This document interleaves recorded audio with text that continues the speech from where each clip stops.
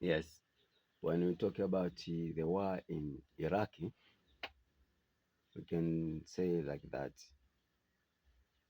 to kill the leader of Iraq is not enough. That country should be ruled by USA and Israel, so that to make sure the country is going to be free, to be free.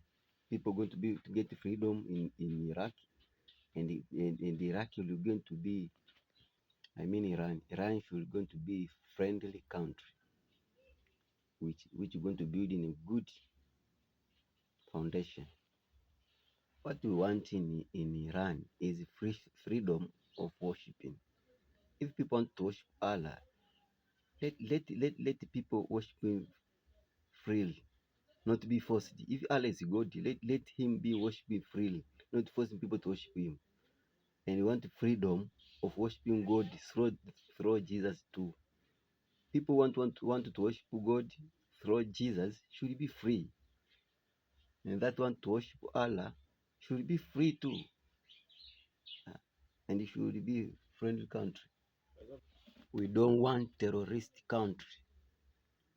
We don't want a country which is antichrist.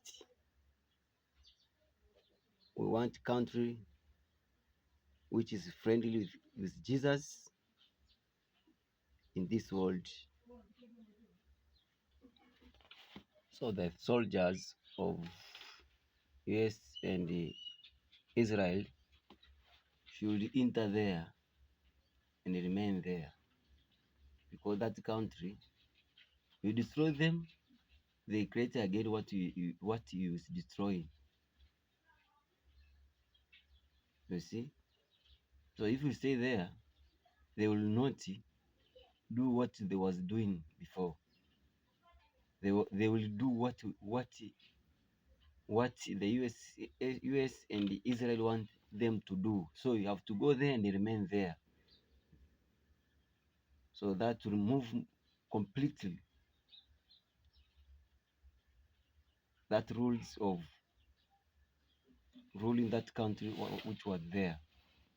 So that to put another foundation in that country which is friendly in this world, of every people of this world.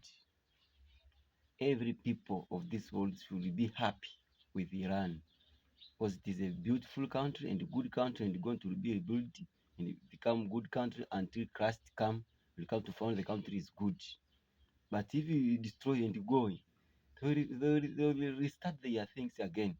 After 15 years, you will come there again, destroying them again.